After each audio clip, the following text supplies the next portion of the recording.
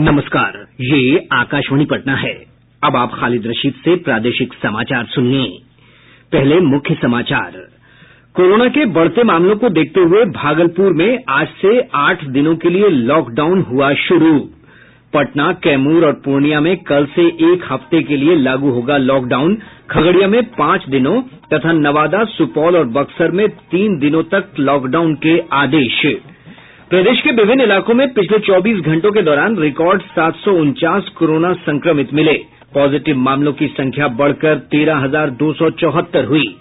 और मुख्य निर्वाचन आयुक्त सुनील अरोड़ा ने कहा, बिहार विधानसभा के आम चुनाव समय पर होंगे। अब समाचार विस्तार से। प्रदेश में कोरोना के बढ़ते संक्रमण को देखते हुए 10 जिलों में फिर से लॉकडाउन लागू किया जा रहा है। भागलपुर जिले में आज से 16 जुलाई तक लॉकडाउन लगाया गया है। पश्चिम और पूर्वी चंपारण में भी आज से ही आंशिक लॉकडाउन लागू कर दिया गया है। वहीं पटना, कैमूर और पूर्णिया जिले में कल से 16 जुलाई तक लॉकडाउन लागू होगा। इसके अलावा खगड़िया में कल से 14 जुलाई तक तथा बक्सर, सुपौल और नवादा जिले में कल से 3 दिन तक लॉकडाउन प्रभावी रहेगा। भागलपुर और कैमूर जिले में सिर्फ शहरी क्षेत्रों में लॉकडाउन लगाने का निर्णय लिया गया है। लॉकडाउन के दौरान ट्रेन और विमान सेवाएं जारी रहेंगी। इधर पटना के जिलाधिकारी कुमार रवि ने कहा है कि जिले में कोरोना संक्रमण को नियंत्रित करने के लिए लागू लॉकडाउन किया जा रहा है। उन्होंने लोगों से मास्क पहनने और सोशल डिस्टेंसिंग का पालन करने की अपील की है। उन्होंने बताया कि 16 जुलाई तक आवश्यक सेवाओं को छोड़कर सभी गतिविधियों पर प्रतिबंध रहेगा। श्री रवि ने कहा कि निजी प्रतिष्ठान और कार्यालय इस दौरान बंद रहेंगे।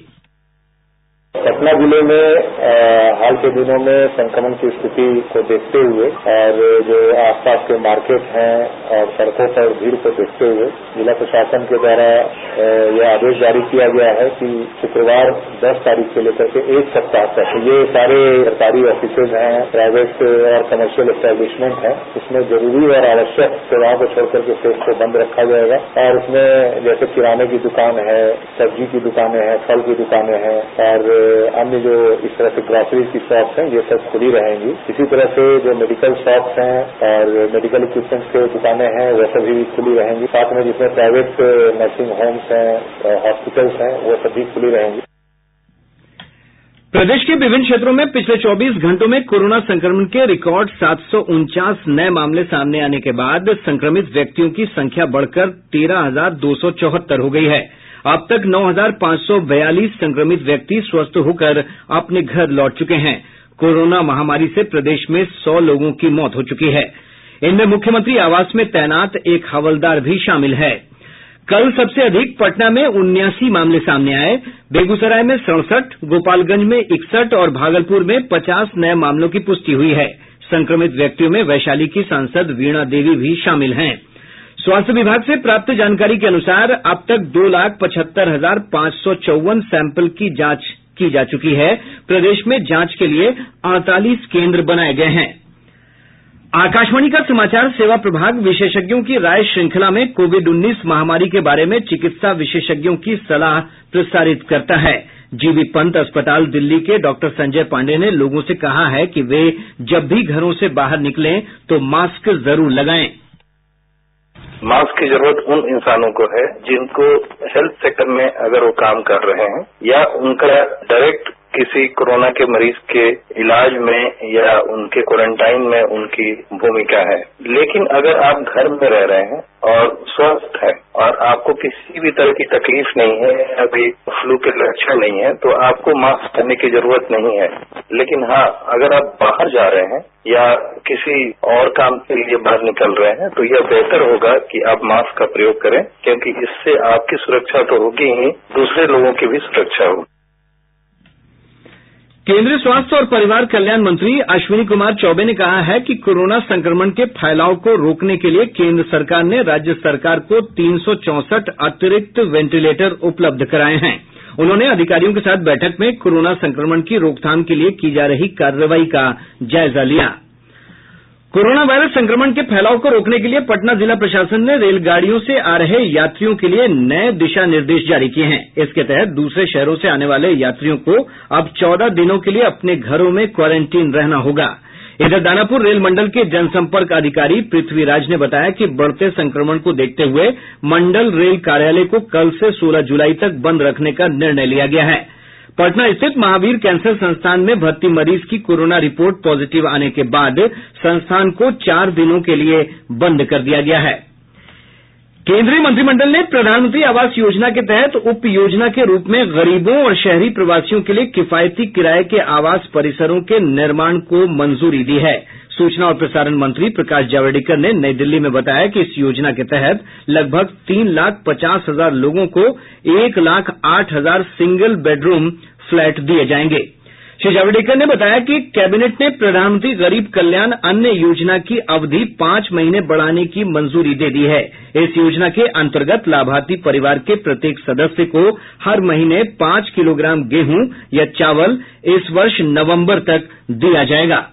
केंद्रीय मंत्रिमंडल ने प्रधानमंत्री उज्ज्वला योजना के लाभार्थियों को रसोई गैस के 3 सिलेंडर मुफ्त देने की समय सीमा बढ़ा दी है। केंद्रीय मंत्री प्रकाश जावड़ेकर ने कहा कि लाभार्थी इस साल सितंबर तक मुफ्त सिलेंडर का लाभ उठा सकते हैं। हर महीने 1 सिलेंडर सबको लगता ही है, ऐसा नहीं। इसलिए पहला सिलेंडर तुरंत लोगों ने लिया, अनेक लोगों ने दूसरा भी लिया, लेकिन तीसरा तुरंत 3 महीने का पीरियड में नहीं लगा है।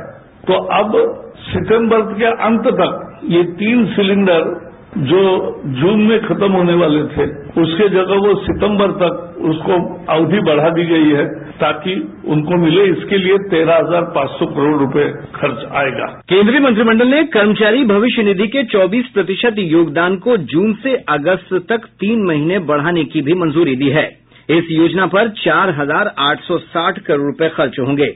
इससे देश के 72 लाख से अधिक कर्मचारी लाभान्वित होंगे। श्री जावड़ेकर ने कहा कि सरकार कर्मचारी और नियोक्ता दोनों के लिए योगदान देगी।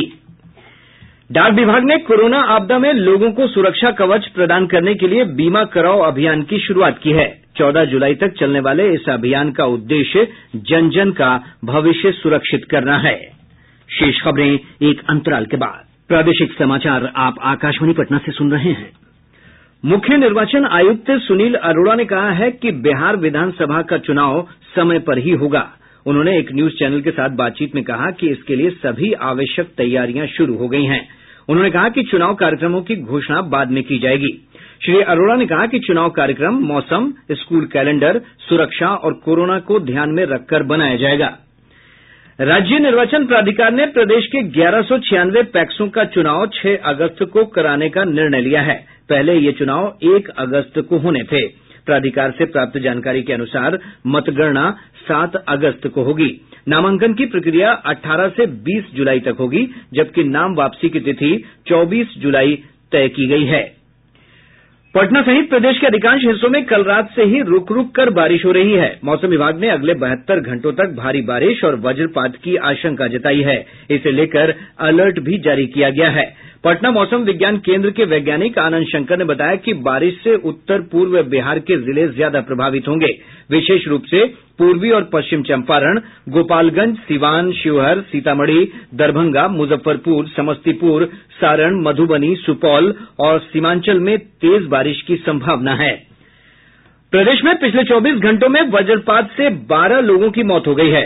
मृतकों में सबसे अधिक 7 लोग बेगूसराय के हैं। मुख्यमंत्री नीतीश कुमार ने मृतकों के परिजनों को 4-4 लाख रुपए की अनुग्रह राशि देने का निर्देश दिया है। इधर आपदा प्रबंधन विभाग ने वज्रपात की आशंका के मद्देनजर लोगों से बारिश के दौरान खुले में नहीं जाने की अपील की है। इसके अलावा पानी वाली जगहों पर टेलीफोन या बिजली के खंभों और पेड़ के नीचे बारिश के दौरान खड़े होने से भी मना किया गया है।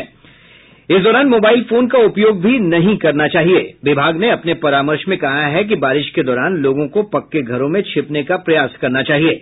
लोगों से वज्रपात की पूर्व चेतावनी और पूर्वानुमान बताने वाले मोबाइल ऐप इंद्र वज्र डाउनलोड करने की भी अपील की गई है। नेपाल के तराई क्षेत्रों और प्रदेश के अनेक हिस्सों में हो रही बारिश के कारण नदियों का जलस्तर बढ़ने का सिलसिला एक बार फिर शुरू हो गया है। मुजफ्फरपुर जिले में बागमती नदी के जलस्तर में वृद्धि हो रही है। बागमती का जलस्तर सीतामढ़ी के कटौंझा में लाल निशान के ऊपर बना हुआ है। कोसी नदी खगड़िया के बलतारा में खतरे के निशान से ऊपर बह रही है। समस्तीपुर में बूढ़ी गंडक के जलस्तर में वृद्धि दर्ज की गई है, लेकिन ये अभी खतरे के निशान से काफी नीचे है। हमारे मुजफ्फरपुर संवाददाता ने बताया है कि औराई से गुजरने वाली लखनदेई नदी के विष्णुपुर गांव स्थित तटबंध में रिसाव शुरू हो गया है। केंद्रीय माध्यमिक शिक्षा बोर्ड सीबीएसई ने स्पष्ट किया है कि मीडिया में जिन पाठ्यक्रमों को हटाए जाने की खबरें आ रही हैं उन्हें या तो संशोधित पाठ्यक्रम में या एनसीईआरटी के वैकल्पिक शैक्षणिक कैलेंडर में शामिल किया जा रहा है। सीबीएसई ने एक बयान में बताया है कि एनसीईआरटी का वैकल्पिक शैक्षिक कैलेंडर बोर्ड से संबद्ध सभी स्कूलों में पहले से ही लागू है। बोर्ड ने बताया है कि शैक्षिक सत्र 2020-21 के लिए कक्षा 9वीं से कक्षा 12वीं तक के पाठ्यक्रम में की कई कटौती केवल एक बार के लिए ही है। सीबीएसई ने स्पष्ट किया है कि 2020-21 की बोर्ड परीक्षाओं में खंडित पाठ्यक्रम से प्रश्न नहीं पूछे जाएंगे। शिक्षा विभाग ने 90,000 से अधिक प्राथमिक शिक्षकों की नियोजन प्रक्रिया को स्थगित कर दिया है। विभाग ने इस संबंध में अधिसूचना जारी कर दी है। यह निर्णय पटना उच्च न्यायालय के आदेश के आलोक में लिया गया है। बिहार विद्यालय परीक्षा समिति ने इंटर और मैट्रिक की वार्षिक परीक्षा 2021 में शामिल होने वाले छात्र छात्राओं के लिए डमी रजिस्ट्रेशन कार्ड में सुधार की तिथि 14 जुलाई तक बढ़ा दी है। पहले डमी रजिस्ट्रेशन कार्ड में हुई गलती के ऑनलाइन सुधार के लिए 7 जुलाई तक की तिथि निर्धारित थी। अब पटना से प्रकाशित प्रमुख समाचार पत्रों की सुर्खियां। आज के सभी समाचार पत्रों ने प्रदेश के अलग अलग जिलों में फिर से शुरू हो रहे लॉकडाउन की खबरों को प्रमुखता से प्रकाशित किया है। दैनिक जागरण की सुर्खी है, पटना में कल से फिर लॉकडाउन। हिन्दुस्तान ने मुख्य चुनाव आयुक्त सुनील अरोड़ा के बयान को प्रमुखता से प्रकाशित करते हुए लिखा है, विधानसभा का चुनाव समय पर होगा। दैनिक भास्कर सुप्रीम कोर्ट के आदेश को प्राथमिकता देते हुए लिखता है, मार्च के बाद बिके BS4 वाहनों के रजिस्ट्रेशन पर रोक। प्रभात खबर ने शराबबंदी कानून की नई व्यवस्था से जुड़ी खबर को तरजीह देते हुए लिखा है, अब ASI कर सकेंगे शराब के मामले की जांच और कार्रवाई। और अब अंत में मुख्य समाचार एक बार फिर। कोरोना के बढ़ते मामलों को देखते हुए भागलपुर में आज से 8 दिनों के लिए लॉकडाउन हुआ शुरू। पटना, कैमूर और पूर्णिया में कल से 1 हफ्ते के लिए लागू होगा लॉकडाउन। खगड़िया में 5 दिनों तथा नवादा, सुपौल और बक्सर में 3 दिनों तक लॉकडाउन के आदेश। प्रदेश के विभिन्न इलाकों में पिछले 24 घंटों के दौरान रिकॉर्ड 749 कोरोना संक्रमित मिले। पॉजिटिव मामलों की संख्या बढ़कर 13,274 हुई। और मुख्य निर्वाचन आयुक्त सुनील अरोड़ा ने कहा, बिहार विधानसभा के आम चुनाव समय पर होंगे। इसके साथ ही आकाशवाणी पटना से प्रसारित प्रादेशिक समाचार का ये अंक समाप्त हुआ। घर में रहिए, सुरक्षित रहिए और सुनते रहिए आकाशवाणी।